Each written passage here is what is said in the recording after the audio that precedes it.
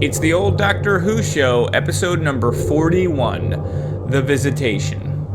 Go forward in all your beliefs and prove to me that I am not mistaken in mine.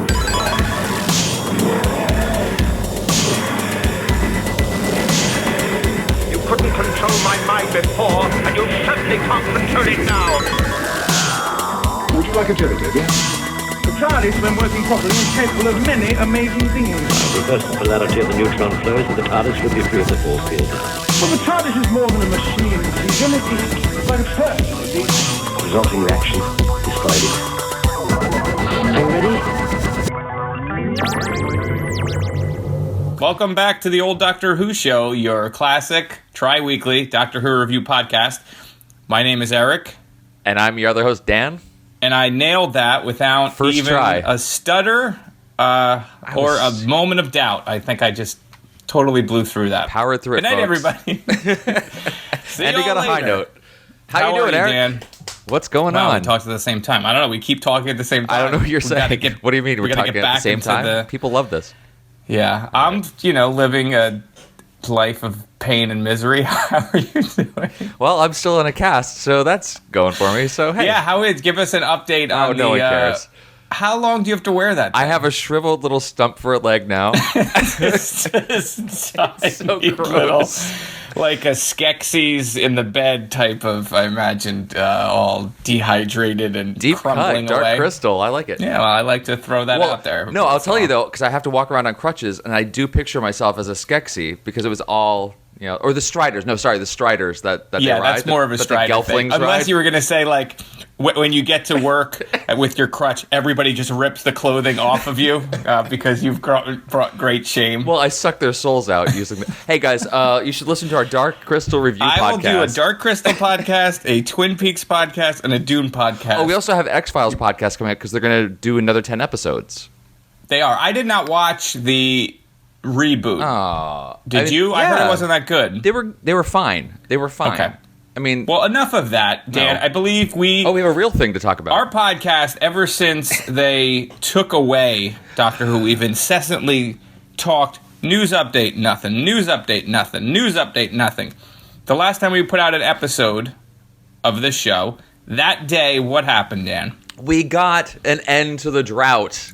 Yeah, folks. It finally happened. So let me back up just a second because a bunch of you guys wrote in or tweeted at us to let us know that this news was announced. When we started the podcast 2 years ago, the idea was let's do a survey of all the available Doctor Who episodes that are available to stream at that time on Netflix, and that was pretty cool. There wasn't a lot there, so we just kind of picked. That's why our episode choice that's on our schedule page is a little spotty because that was all that we had available to us.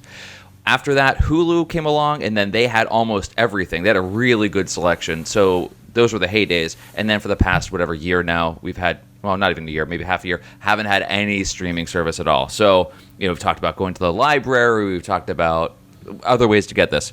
Right. BritBox has come along. Yeah, so, and it's pretty. I mean, it's pretty BritBox great. We had announced already, right? And they launched, but there was no Doctor Who. That's right. Or so they had announced it, but they had part of it. Announced all the stuff except conspicuously did not mention anything about Doctor Who. So there was nothing with that. They were talking about all the other shows they had. So the announcement, and right the day that we recorded the show, after we were done recording, that announcement came out. They have all of the existing classic Doctor Who episodes available for streaming. So there's some that are still missing bits and pieces because the shows are recorded over or original broadcasts. They lost the original media for that. All the other ones, 550 or so stories are available. So, now, is this North America only or the U.S. only? Or are these available in No, I other think BritBox regions? is around the World Wide Web. I don't think that there's any sort of thing there. Yeah, the only stuff I read, I think, was specifically the U.S. But you've done the I've done free the trial. deed. I think there's a 2-week.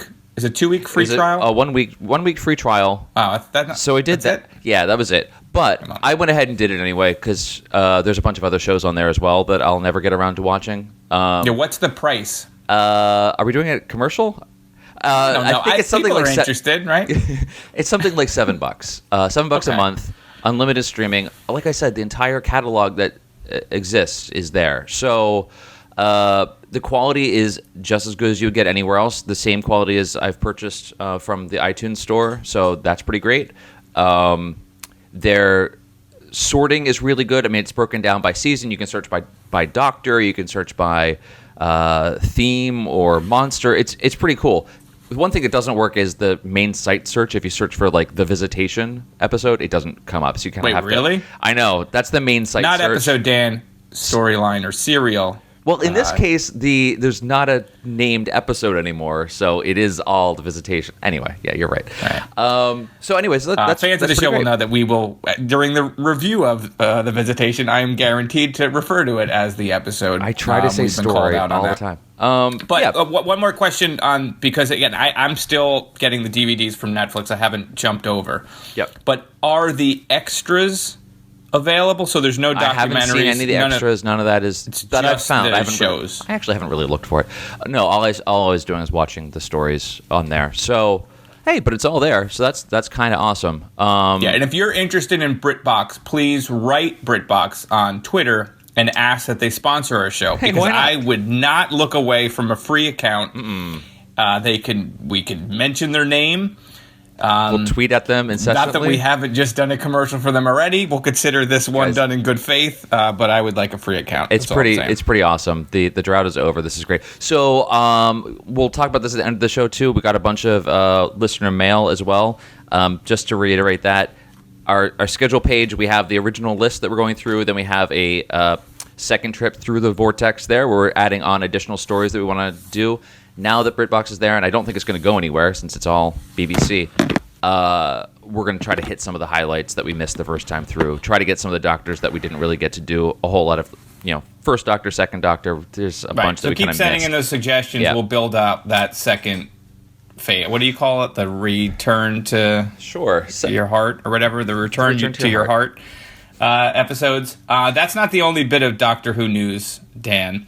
While BritBox covers the classic series and not the new series, there has been a development in the new series. What? Meaning that the show came back. No way. Yeah, we're not going to do a full review. No, that's not Obviously, our show. At this point, we're recording this Sunday.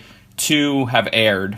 I've only seen the first. I think you've only seen the first. I've seen both. I watched the second episode this morning. I bought the season on iTunes, so I'm watching them when they're available. But yeah, I watched the first 2. So if you guys haven't watched it yet, sorry for quick spoilers here. This is not a new Doctor Who review podcast, just general impressions. But my impressions so far, I love what they've kind of done with this. It does. I know that it was intentionally kind of set up as a way for new viewers to get into Doctor Who. It kind of resets the table a little bit for everyone. I love what Capaldi is doing right now in this. The way that he's playing the character, it feels lighter and more, but also more energetic. And I don't know. There's something about it. Even after all the tragic events that happened in previous stories, he just feels like he's not carrying that weight. So I like what he's doing. It's good. I liked it a lot. I think Bill is amazing. She's a great character. That scene, like the scene where I guess you already did a spoil. I don't want to spoil this for anybody. So. Just skip. Again, it won't be long. You can skip a couple minutes ahead. But the scene where she's about to get her mind wiped, and then she stops him and asks, like, how would you feel if someone did this to you? That was, like, some of the best acting I've seen on the show. Like, that whole It was wonderful. Scene was amazing. Obviously talking about, Amy Pond and now my wife Clara, walked in. Clara had done the same to him, so... it's kind of great. And I don't think we probably have seen it, but it struck me that I don't really remember a companion reacting to sort of the whole thing in the way that she did in the bathroom. When she runs into the bathroom and she just had the experience of it. And like the way that hit her felt very real.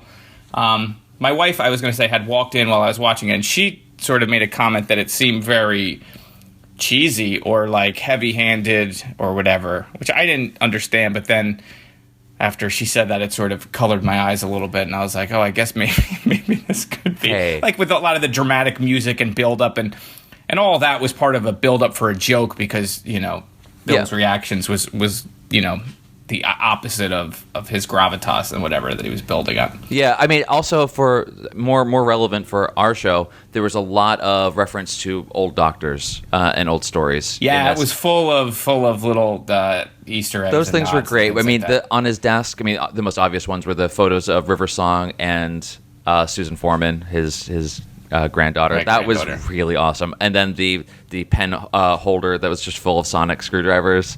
I mean, those things are pretty priceless. Just how great that is. One thing too, and again, we got to get off this and get onto our thing. Sure. But a quibble, not a quip. A minor issue that I had with this particular story. No one mourns the woman that dies. She's got a family. She's a student at the university. She's killed. I mean, essentially, she's murdered. Yep. There's surveillance cameras, all over that university. All they're going to do is see Bill going with her to a sort of like some construction zone, and then she disappears. Her body's never found. She's going away for a long time, Bill. Like, she's as soon as this whole her traveling with the doctor's over, she's going to be in the slammer. I mean, there's just no two ways about it. Again, as long as we're on the same page with that. But it felt like there was all this emotion and stuff like that, but it's like she's a real person who's now dead, and no one seemed to really care. But that's not unique to this story. No, it's not. No, that's what I'm saying. It's a minor thing. I mean, obviously, I'm applying a different lens to Doctor Who than you're supposed to, based on everything that's happened before. Right. But there's all this sort of emotion with Bill and wanting to go, and this is the best day of her life, and like all this sort of stuff. But it's like, there's also a human being that's now dead. Yeah. And is gone. Yeah. And also had a family and had people outside of this little sphere. Yeah. That are going to be affected by the fact that this girl is missing, and they're going to spend years looking for her, and they're not going to know what happened to her. Well, where's their closure, Dan? Well, you haven't seen the second episode yet. It's entirely the candlelight vigil on the Cal campus for 2 weeks. It's 48 minutes of the candlelight vigil. So it gets wrapped up. It's fine. No, but I like it a lot. I like where it's going. It was, like you said, a good jumping off point in the way that Rose was. It was good, so we'll see. I mean, I'm looking forward to it a lot, and I love Matt Lucas. He's awesome. I like it. I wonder actually how other people feel about Matt Lucas or the character Nardole, especially Americans that may not have seen Little Britain. I will always love him because of that. Like, I can't not enjoy him. He's been in a lot of other stuff too. No, but that's why I love him. Isn't he in Bridesmaids too? Oh yeah, I mean yes. He's done a bunch ends of up doing things, a lot of smaller roles. That's the reason why he could like do anything on the screen, and I'm going to love it. It's just he's won my affection regardless. I don't know how that character of Nardole really reads for other people. It was a strange choice to keep that character continuing through, but I love it, so it works for me. I'm happy when he visits me. No, wait, let me start again. I'm happy anytime there's a Matt Lucas visitation. Oh, that was. I'm trying to segue into the visitation thing because we are this guy's so far. We are so far off. Let's get into it. We're at 16 minutes, so we got to get into the visitation. So you got to hit the button. Ready? It sounds like we both like the new series, right? We're good. It's pretty great. We're good. Okay, we got that covered. Go.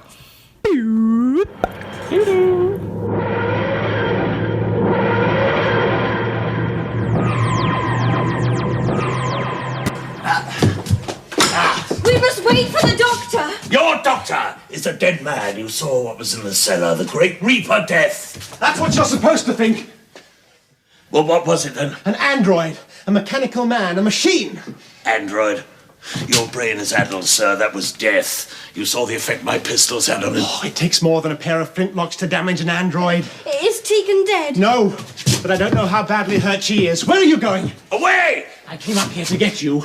I would rather be sealed up in a plague house, sir, than stay here. Adric and Tegan are hurt. I need your help to get them out.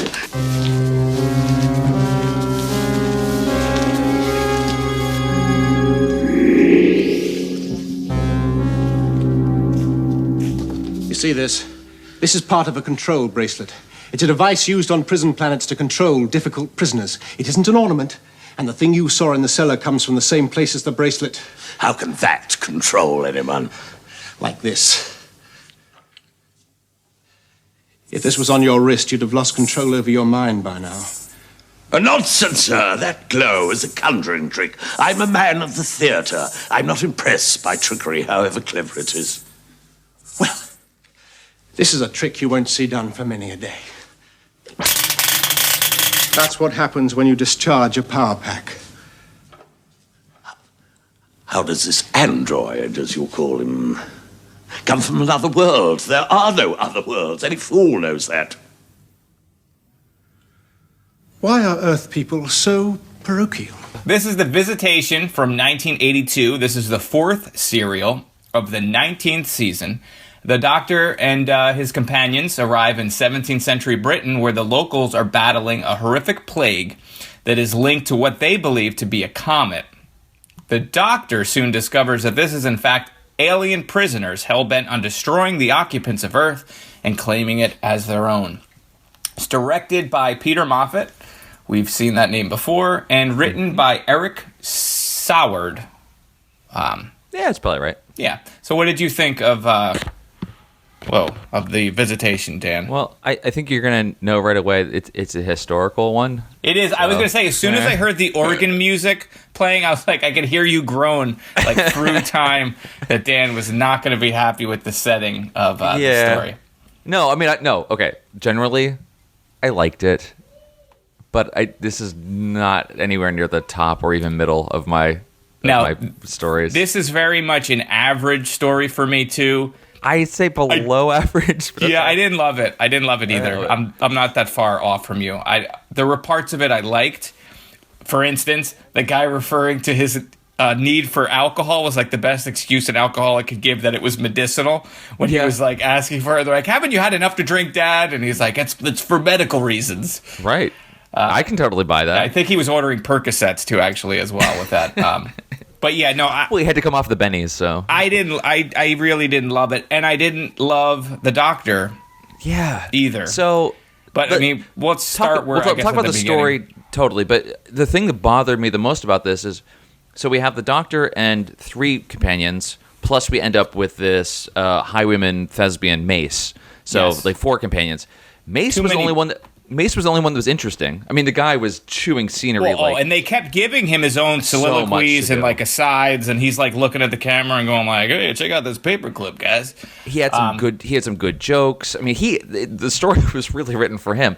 Tegan, I didn't understand. Okay, so we missed 2 stories. We did Astra Volva as the last one. We missed 2, right? Yeah. This one came right after Kinda. Yeah. Kinda. Like that, which way do you well, only because I heard them say they said kinda in the episode. I thought it was kinda stupid. All right, you're right. Yeah. So we missed 2, and apparently a whole lot of crap happened in those episodes. Yeah, because they like the first 5 minutes or whatever of this I had that in my notes too. Like we missed a lot of stuff because they're all talking about things that happened and whatnot. Some really serious stuff. No idea. I mean, enough to make Tegan either want to leave or to think that she should leave. I mean, she had some sort of mind control happen to her. Maybe we'll hit this on the way back through a second round.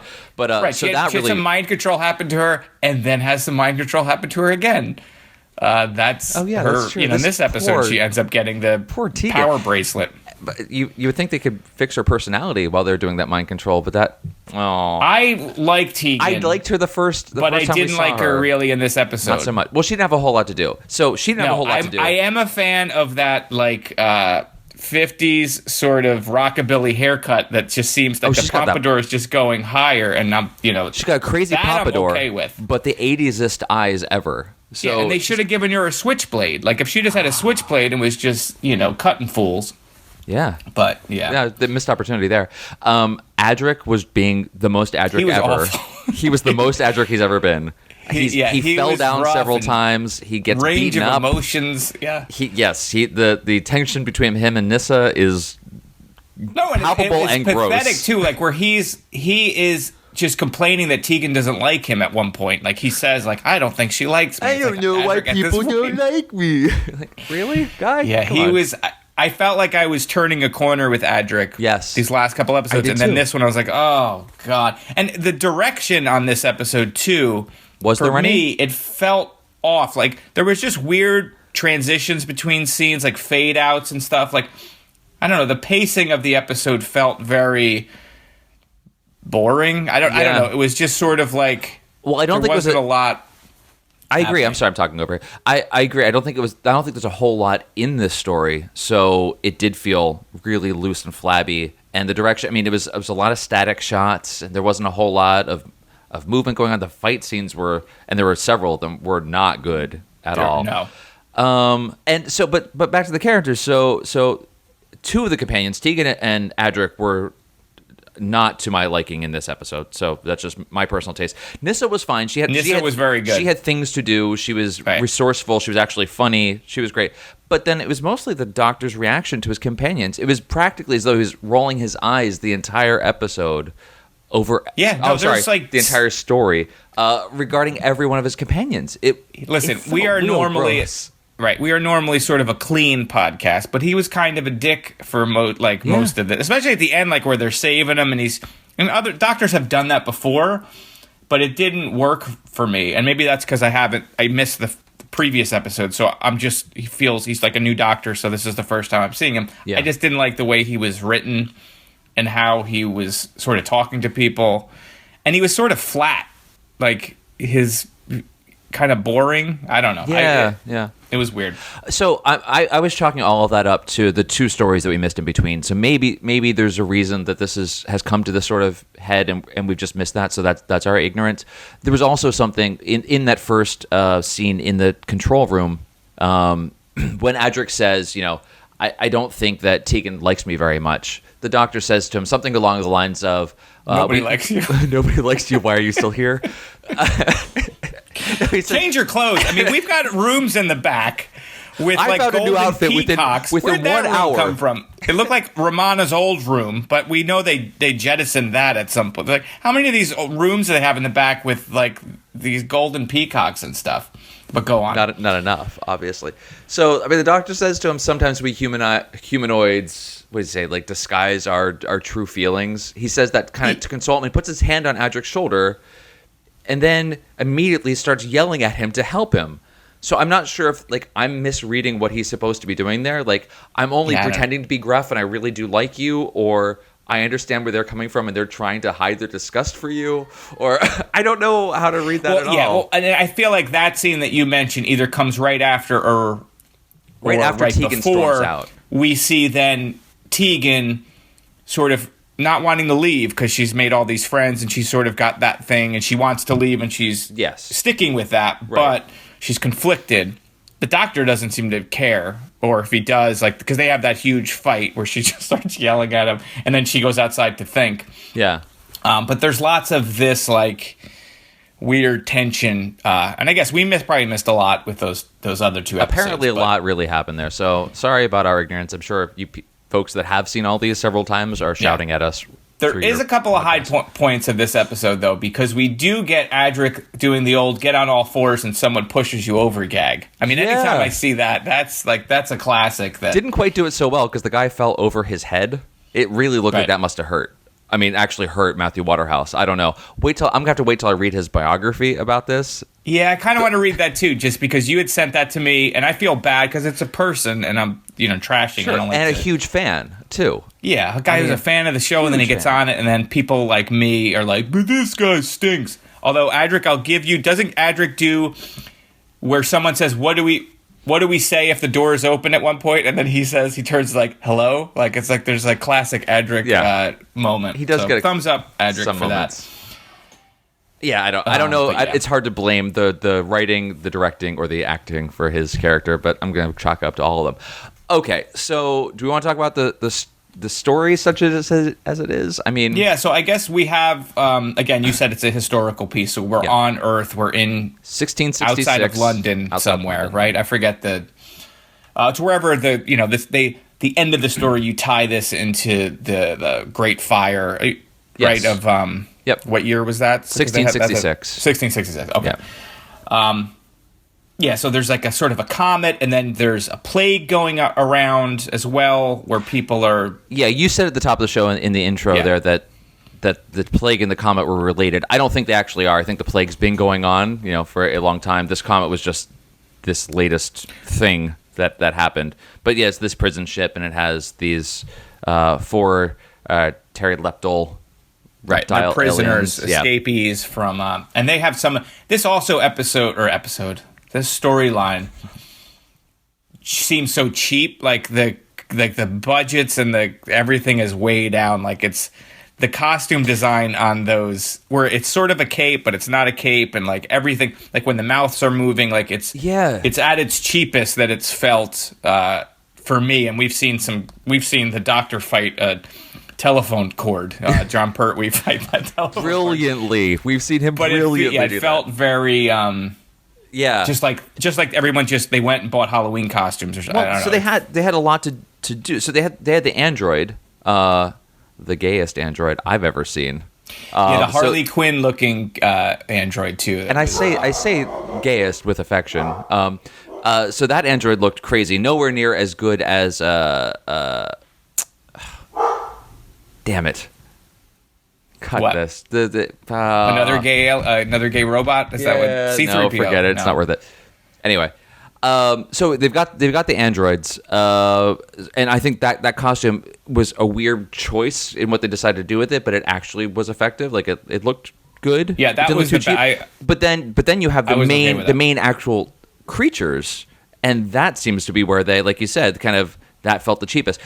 So if they had a close up of the face of the main leader of the pteroleptals, if you saw the close up of his face, the lips would flare and move as he was talking. The actual like the costume lips that moved. He had gills on the side of his head that would articulate, but the mouth itself, when he was speaking, barely moved a quarter inch. So it's like you spent all this time to get some like actual facial kind of animatronics inside an obvious rubber mask, but you couldn't get the main thing that was the most important to actually work. And the way that the neck met the rest of the costume, it did look like a Halloween costume. And these what are the names? What's the species of pteroleptals? The pteroleptals. They can mind control you with fancy bracelets, with pop-in crystals or whatever. Yeah. But whoever sold them that mind control device, rip them off. It only can do 3. There's like 3 switches. Like it's like you're maxed out at 3 people that you can mind control when they're switching the switch. You got that nice. It might be binary with just 3 toggles on it. So there could be 6, I guess. No, I know. There's nothing. It was ridiculous. But so were they only controlling? But they were obviously controlling more than that because Tegan was under control. But you see them use the thing for wiry little remote control things. Yeah, and you could certainly there's other switches somewhere else, but what you know what, guys? It just seemed sort of weird that they even had to show. So they spent all the money on obviously the android and not on the pteroleptal costumes, but they did a lot with set. Like there's a lot of locations in this too. So there's the manor house. There's a lot of outdoors. There's the barn set. There's 2 different barns. There's the bakery at the end. Yeah, the bakery at the end. So and exterior shots of that as well. So they didn't. And then there's the whole inside of the prison ship, which actually looked pretty good. I liked that. The sets weren't that bad. I thought they were actually better than not bad. I thought they were good. Yeah. But the sticking with the costume design though, were those wings on the creature? I thought maybe it was a shell because I couldn't tell what that was. Their elbows were kind of, you can't see me in this. Their elbows were kind of stuck to their sides, so they had like T-Rex arms. They couldn't really move their arms very much, so I just thought it was like a turtle type shell. I don't know. It was a very odd choice, and the more close-ups they did, the worse it got with that. Right. Now, one thing that happens at the end of the second episode, when the Doctor is captured along with the scenery chewing fellow. Oh, with Mace. And they're going to get their heads cut off. Yeah. And then he says, like, oh, no, not again. Yes. Now, was that a callback to Tom Baker in Warrior's Gate? When he's going to get his head cut off? It could be. In the same fashion, or... Yeah, when I saw just that... he didn't want to die and regenerate again. That could have been. I was thinking in one of the episodes we Warrior's missed. Gate scene. I think in one of the episodes we missed, he's threatened with the decapitation as well. I think it was a literal callback to like a previous story. I like because you remember Warrior's Gate, that there is that bit where he's getting his head put down and the 2 ones and they clonk each other on and the I'm head. Sure in many stories that we've missed, there's been that. So. I was going to say, like, it's probably happened 1,000 times where someone tried to cut his head off. These were pretty horrible cliffhangers between episodes. don't you think? So, end of the first episode, they're at the bottom of a staircase. Like, that's how that ends. Oh, I guess the doctor disappears because he went through the wall, so they didn't know where he was. But, like, okay, you're in a staircase. Not that terrifying. Yeah, that was weird. The second one was, as we said, he was about to get decapitated. Which gets resolved by someone coming in at the last second and saying don't. So that's kind of cheap. I don't remember. What's the third one? Oh, the rats. They're going to release the rats that have the plague, and which is not the most terrifying thing. If you're gonna, the scariest rat thing is like 1984 with a rat in a cage on your head. So if you're not going to top that, don't do it. And at that point, Tegan is under mind control again, and I was hoping that she was going to break through it on her own and have sort of a heroic moment, but that does not happen. Actually, it's not even clear how she gets out of it, because the doctor uses one of the power cells, and it shocks. It shocks Mace, the actor. Yes, he shocks Mace. He fights Mace. She goes in to attack him, and then he rips it out of her. He ripped it off her hand. I just didn't see that. Speaking of Mace, does Mace have a scene where he's sort of doing something weird with a donkey when they're in the bar, and there's like this weird. I actually have that in my notes that Mace and the horse are going to get their own spin-off show because he was really all about the Miller's their horse. love could not be named. Their love burned like a fire. That consumed all of London. It was fire. I see. Ugh. So that happened. And Adric just seems to be going through a lot of emotional stuff. This whole, I mean, he's talking about people not liking him, and he runs like 1 minute he'll be normal, and the next minute he'll be like scream crying, and like he just seemed like he needed help more than anything else. Like, there was one scene where Nisa's building something, and Adric's walking, and he's got this, like, long yellow hose that looks like a gas line, and for a half second, I'm like, oh, he's going to suicide himself. This is the end of Adric. Adric's going to lock himself in one of those Romana's menagerie rooms and just run the line right into the glass box and just stick his head in, because it was over for Adric. Yeah. He just seemed like he was probably the actor, too, he was going through some stuff. Perhaps. I mean, he also just didn't have a whole. He had things. Like, he had several fight scenes. He has the worst. These fight scenes, though, are usually just someone and then a bad elbow. Like someone's behind you and you do the elbow, and that's the whole fight scene. So or it's a delayed fight scene, like when the aliens are waiting in the shadows, and the doctor, and they have like the 15-minute conversation, and then he's like, "Okay, now get him." It's very. All the timing just seems so weird, and I think that's and off kilter. It's got to be the direction. That did feel real gross. I mean, there was that. There was the first when actually all of them are in the basement of the manor house, and they discovered this breathing pod apparatus from the whatever, and then the android comes down and ends up shooting Tegan and Adric, and then everyone else just runs. Didn't that feel like? That felt very strange, and they abandoned them. And then later on, they only ask about Tegan, and nobody asks about Adric. Did you notice that too? Where they're like, "Is Tegan still alive?" And then he's like, "I don't know, but she is, but we, whatever." And who was that other guy? About Adric. Adric ends up in the woods, like wandering around, like hiding behind trees and stuff. Like, he goes off on his own little vision quest or whatever Adric's doing. It feels like we've had a couple stories where that happens with him. He just kind of gets separated. I know one of them was because he hasn't. The story was written before the character was introduced, and they had to shoehorn him in. There was no excuse this time. He just had nothing to do. He just seems all over the place. Why did the android have to wear a death mask?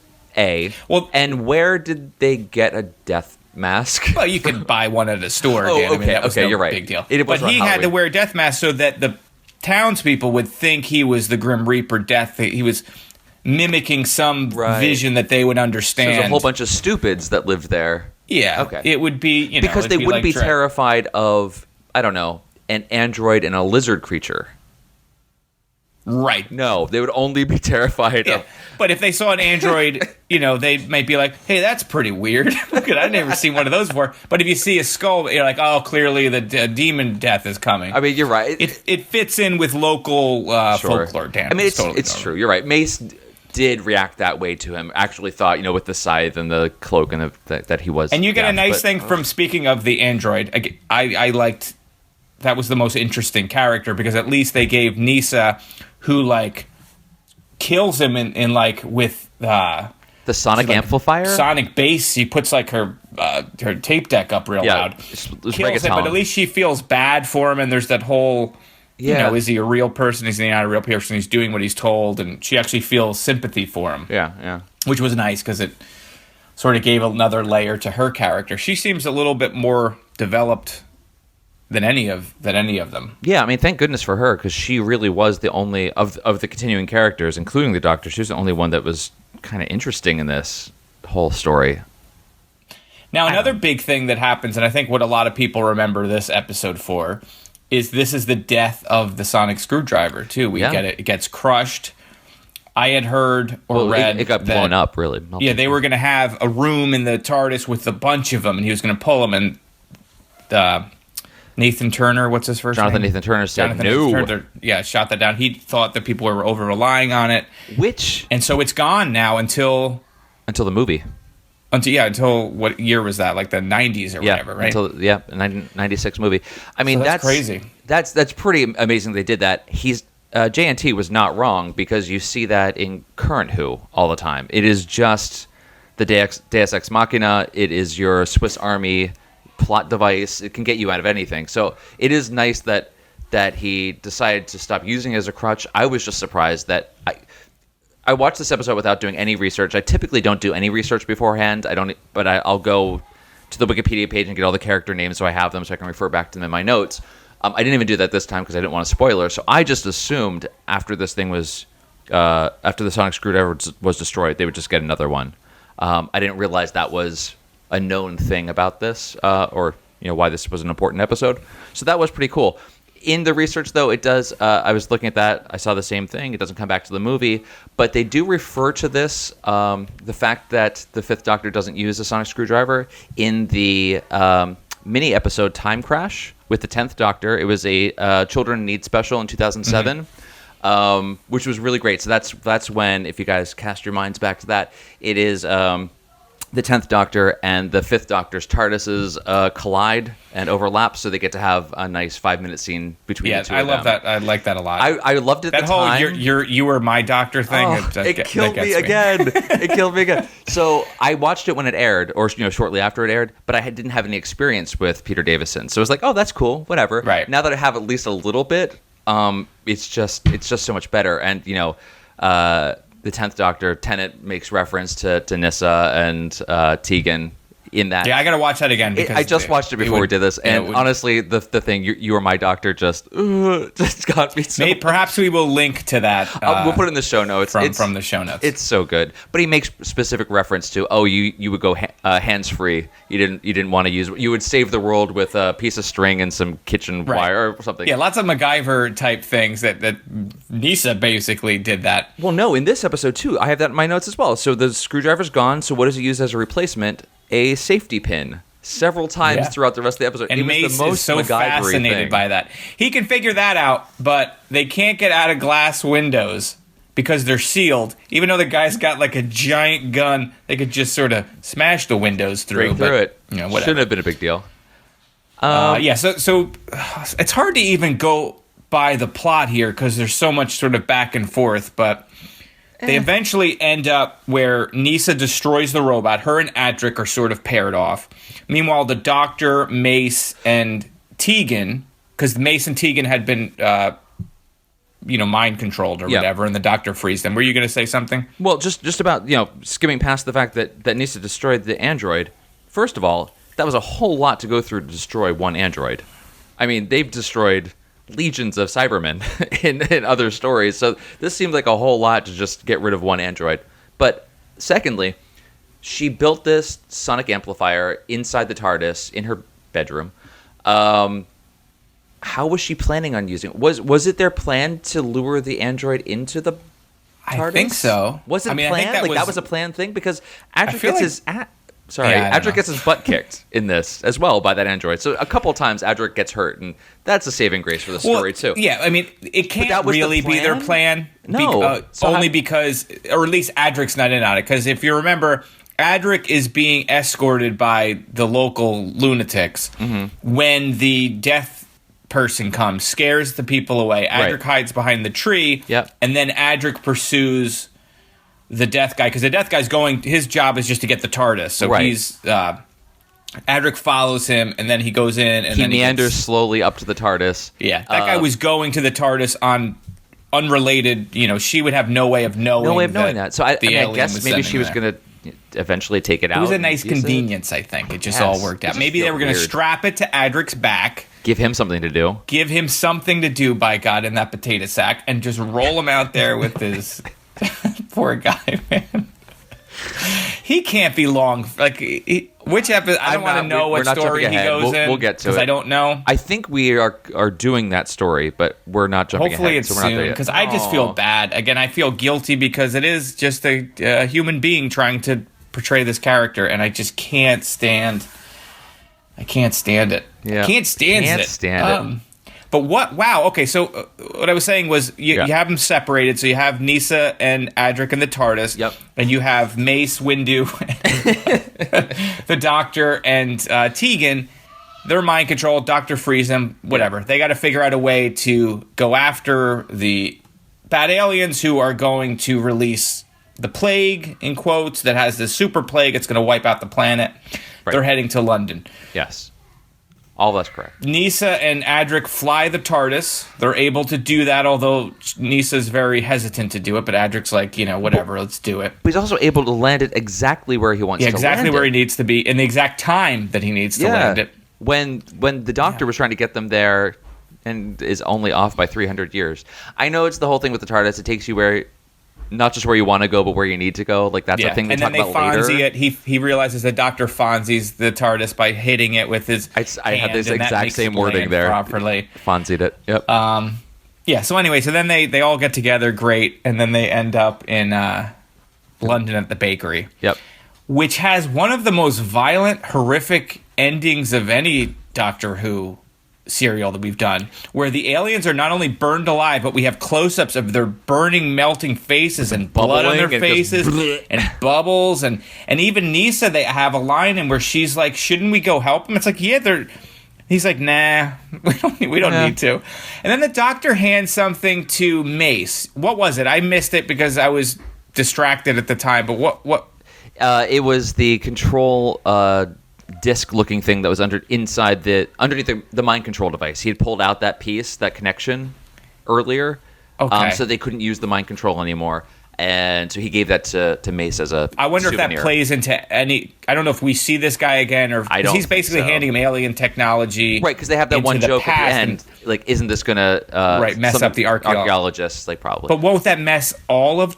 that seems like... I don't think Mace is going to be able to do anything with that when he's marveling at a safety pin. But what happens when Mace is dead and his son or daughter find it? And they're the problem. Check the audio stories. Maybe it's not you, Marty. It's your children. Like, that whole thing, you don't know. You don't know. Yeah.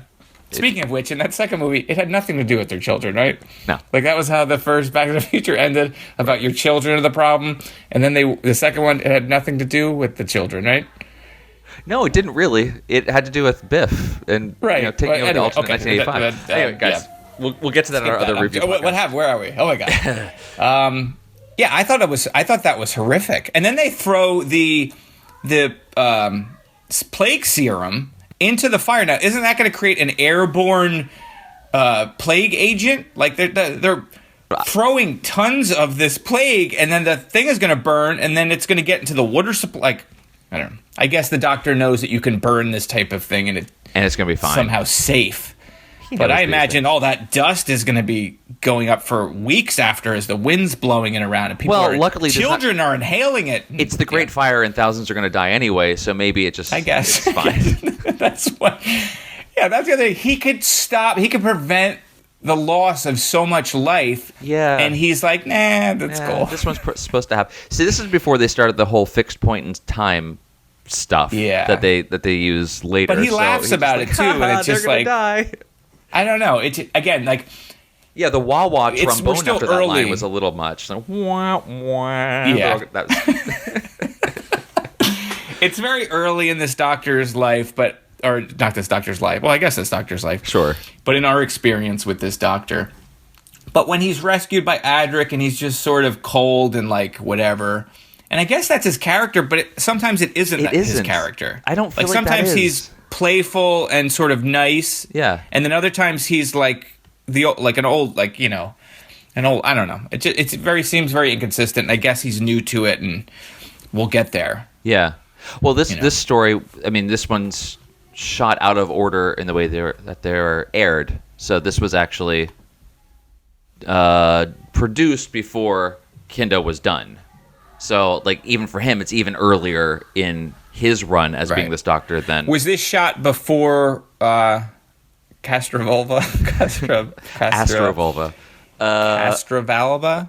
Valvoline. Castlevania. No, I don't think so. Do you know if it was? Remember. I know that one was out of order as well. Because I liked him in that. Like, I felt like I was like, oh, this could be great. But that's a regeneration story. You have we'll see what happens. I'm still optimistic. Do you have anything else to add on this episode or this story? Not episode. What story? I'm good. What have we done? I haven't been recording, so that's a problem. Yeah, all right. So overall, this was like a C minus for me. Are we doing grade scores now? No, I don't. We can. This is a clear... incomplete? Yeah, three something. 3 sonic screwdrivers out of 20. 3 sonic screwdrivers. Now, this is definitely middle of the road. I didn't hate it. Like... We've watched some that I've really not liked, especially the older ones when it was like 6 episodes per story and they just got real long. So thank goodness. I don't know. It was fine. This is definitely near the bottom of my list, and I wouldn't put this on if I was making a list of favorite or things that people should watch. This definitely would not be on it. Although, I mean, we do have the end of the sonic screwdriver, so that is an important moment. Yeah, but so I don't know. Cool. I know. Yeah. And even the way that goes is not like it's not a huge plot thing. Sort of like just break it up. But yeah, I talked about Tegan's rockabilly hairdo and how I've got mixed feelings about it. And Tegan in general, I know she's going to come back. Like, right? She's going to. This was just an off episode. Come back in terms of being. Come back in terms of my favor. I liked it from the beginning. Yeah, it's just weird. The whole thing felt sort of just off. Well, hopefully we'll have a different director and a better story next time. So we'll. Yeah, we had this director before, and it escapes me, but he directed another Who story that we saw, State of Decay, which I love. Oh yeah. I don't know. Okay. Anyway, that's it. So, what you got? Anything else? Nope. I think that's it. So, that's it for at least this review. We did get a whole lot of feedback from you guys. All right. So. Just in the past couple of weeks. So let's just jump in there. Good stuff. A lot of good stuff. So most importantly, because this is Eric's favorite thing in the world, I love it too. We got a new iTunes review. So thank you very much, guys. Another great review. This one is from Jim. He's sent us a couple of things here. Sent us some notes on one of our stories, as well as an iTunes review. So this review says, Goofy passion. These guys have such an infectious, goofy passion for classic Doctor Who stories that's easy to overlook the fact that they weren't even born when the original Who were being broadcast. That is. Now, hold on. People may think that I'm like 30. I'm old. Ish. I was born in 1974. You can do the math. I was in 76. So, so I missed a lot of... I missed born Doctors. In the Baker era. Yeah, but I was alive at that point. Anyway. I like that, maybe people think I'm just some immature 20-something-year-old instead of a man-child that decided that I'm going to take some time and just talk about classic Doctor Who with my friend Dan. Exactly. But anyway, keep going. Thank you for the Thank you for that. He says, it's goofy fun to listen to them muse about every little detail, plus they take some modern Who stories as well, rapidly becoming one of my favorite podcasts. Well, thank you very much for that. That's awesome. Good listening for fans and wannabe fans. So thank you very much, Jim, for that iTunes review. Please feel free, folks, to go over to iTunes and drop us a couple stars. Actually, 5 would be awesome, but do what your heart says and give us some kind words there. It helps people find our show. We also got some great emails from you folks. So Douglas wrote to us to say he's really enjoying the show. I'd like you to try to do the second Doctor's Enemy of the World and Seeds of Death. The first Doctor, The Chase, and first 2 Doctors seem to get short stick on your schedule. Thanks, keep it up. Yeah, so like I said at the top of the show, we don't have a lot. We're going to hit those pretty heavily on our way back through again, I'm sure. Yeah, and we've harped on this before, but the original, when we first started this podcast, it was only the stuff on Netflix, which is why we only did the Aztecs. That's why our first episode, our first story is the Aztecs, not even Unearthly Child, because that wasn't available. And so we changed that, but to your point, like I think that I would love to do more Second Doctor stories. We definitely want to get some more suggestions from you folks. Maybe we'll set up a way to, when we get closer to having to come back through again, maybe we'll set up a way for you to actually vote on those. So we'll think about that when we get closer. Hey, man, we both understand internets. Yeah. So we can do that. Another email here. I'm going to go through this quickly here. Ryan wrote to us to say, hey, guys, it's Ryan from Canada. Oh, Ryan from Canada. Hi, Ryan from Canada. And I was right to thank you. Well, thank you, Ryan. Adric has always driven me crazy, as I've always thought I could do better as a companion and an actor. Oh, Ryan! All of a sudden, Ryan from Canada said, "Yeah, right." If you could just get a camera and film your sides, and we'll just edit it together, and we'll have you as our absolutely Adric. Ryan from Canada. If you could shoot you doing a scene, we'll figure out a way to intercut it. Or if you could do that, actually, if you could just intercut it with any the doctor of your choice. It could be Tom Baker, it could be Peter Davison, and we will play it on the podcast as well as put it on the website. Yep. He continues to say, I almost died when the little Adric was mentioned in Castorvolva serial. Yep. Was about to rewatch the scene to see if the master had voodoo dolled him and tucked him into a corner, but was happily relieved that Mr. Waterhouse had something going from, all right, I'm done with that part of it. I always felt the character suffered from the effects of last season with Tom Baker, and could never shake it off. I cannot imagine being on the set with Baker and Lala Ward at this time. Never mind a fresh-faced new thespian being stuck in a potato sack. I love that that's the thing. It's a potato sack. He had a lot stacked against him. Not a good time to come onto the show. And I honestly do want to read the autobiography at some point because it sounds... I'd love to know more about this time period, even though it's coming from his point of view. Skipping through the rest of this. But anyway. All right, skim. This is a long one. Yeah, that's a long one. But thank you very much for that. We feel the same way. Maybe a spoiler buried there at the end. There is a spoiler. That's kind of why I skipped that. So we mentioned it before. We know it's going to come up later. And now I know what episode it is. What storyline. Yes, which storyline it is. Ryan finishes by saying, thanks for the hours of enjoyment, and I did leave an iTunes review in January. Thank you. I'm sure we read it, right? We read his thing. I'm sure we read it at the time. And last email we got was from Daniel. He says, hello, Eric, Dan and Eric. I'm a really big fan. Hi, Dan. Not you. I mean, no. Well, it's both. Hi, Dan. I'm a really big fan of your podcast, The Old Doctor Who Show, but I wanted to ask if you go back and do some more of the older 60s stories, like The 10th Planet or The Sensorites or The Seeds of Death. Yes. Daniel, I wrote back to you about that. It looks like The 10th Planet is not available. So that's not even on the new service, right? It's one of these. I'm sorry that I don't recall off the top of my head, but one of them is missing. It's important. It's the first Doctor's Regeneration episode. Parts 5 and 6 of that storyline are not in existence or haven't been found yet. So if they do a reconstruction of some sort, they take the audio and do an animation to it or whatever. Animated thing. Though. I don't. I would do it for that one. Because I would love to see that regeneration, even if it is. Well, I guess we saw part of it in. Yeah, and it sounds like we have to do Seeds of Death because that comes up a lot. It came up twice today. Actually was not well regarded, so we might skip that one. But anyway, but thank you. Yes, again, we'll come back to do more, and we'll get you guys feedback on that. I'm doing a terrible one too. And we just did one. So lastly, folks, I'm sorry this is real long. We did get some comments on our site, theolddoctorwhoshow.com. You can leave comments on individual story pages or on the schedule page. Jim, who wrote to us earlier, did give us some feedback on the talons of Wang Qiang. And he gives us some explanation about what was going on there, because I guess we had some questions during the episode about in our episode review of what happened in the story. If my memory serves me, we weren't sure how they knew where to go. Yeah. Because all of a sudden the Doctor and Leela just showed up at that abandoned warehouse. At the right place at the right time. There was a guy smoking opium there. Right. So they. I don't quite understand the solution, though. So just listen to this one.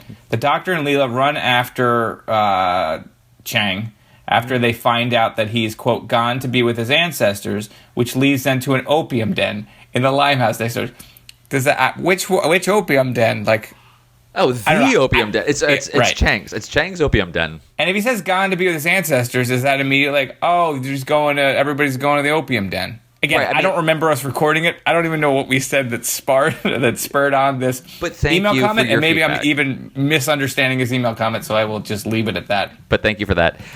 Lastly, Tim B wrote to us. He's seen the Davison Who's once or twice, but it's been a long time, and I don't recall liking them very much. Okay. well, A that's- couple of very good, like the Five Doctors, Earthshock, and Caves. Caves, the Adrazani. I'm probably not Yeah, which pronouncing I that. have seen. Which we will get to. So glad to see you're watching those. Those are pretty important ones to us. I think this is perfect timing for me to revisit the others you are watching and follow along with you guys. My library has them, so I will check them out again. Perfect idea. If your local library has it, go for it. This goes for everyone. If you are also doing what Tim B is doing and following along with us and watching it with us, if you can get us a question before the Sunday, or even feedback on the episode you're watching, before the Sunday before our episode airs, and we have dates on our schedule, so if you just dial it back, we record the Sunday before the Wednesday it comes out. Yeah. We will read your feedback or question and answer it. Yep, you can do that on our Facebook page. I also make sure that on Twitter, we're at TODW Show on Twitter. I do try to let you guys know in advance, so like the Wednesday or so before we record, I let you know what we're doing, give you a little funny GIF about it, and try to get to think about giving us some feedback. So that's a great place to do it as well. Just reply us there, and we'll take that into consideration when we watch and review the story. Yeah, so which would be the next one, Black Orchid, which will go up on May 17th. So if you are listening to this, which I hope you are this Wednesday or today or yesterday, I don't know when you're. I don't know what you're doing or when you listen to these podcasts. But if you get this and it is not May, I got to look at the calendar, 14th. If it's before or on the morning of May 14th, and you want to ask us, I will run this thing to the ground. And you want to ask us about Black Orchid? You got something you want to talk about Black Orchid? You're sitting there going, I got something to say. I got something to say! You write us at theolddoctorwhoshow@gmail.com. You hit us up, or hit Dan up, because he runs pretty much the account at TODW Show on Twitter, or Facebook, TODWS, and we will read it or answer it. This will always, every time we have this conversation, it will always remind me of the Mr. Show pre-taped call-in show. That's the greatest sketch. I'm putting that link on our show page as well because it makes me laugh every time because we do the exact same thing. So it's so good. I love it. Anyway, guys. That's a very funny So thank sketch. you Yeah, so anyway. please thank you leave a for review. all of your reviews, all of your feedback. It makes us super happy, even when we have a less than stellar story in our opinions to talk about. Yeah, and if you disagree on that and you're a fan of this story, let us know as well. Yeah. All right. But mostly leave a review. I mean, we are at Mostly do 18. that. I feel like I made it up. Maybe I made it up, but isn't 20 a number that means something to Apple? Like when you get over 20, they start giving you look money? at you differently? No, I think they maybe you move up the ranks or something. I don't know. I don't know. But it doesn't matter. It will help other people find the show and give us more people to talk at. So that's awesome. All right. Well, thank you, folks. And you got anything else there, Eric? No, I'm good. Good. I'm good. Well, later, everybody. All right. I'll What see a you, weird everybody. downer. Sorry. I was just blacking out there. He was doing Sudoku. I'm doing something His else. taxes. All right. See you, people. Bye, everyone. Bye. Let me stop this.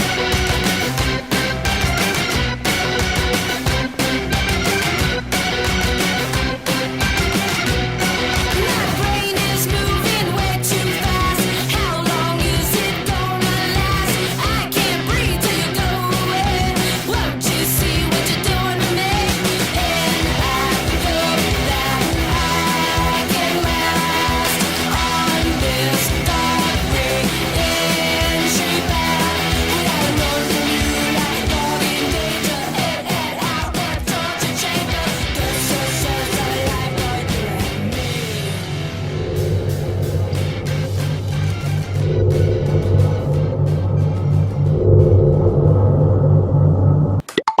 Where's my robot? You know?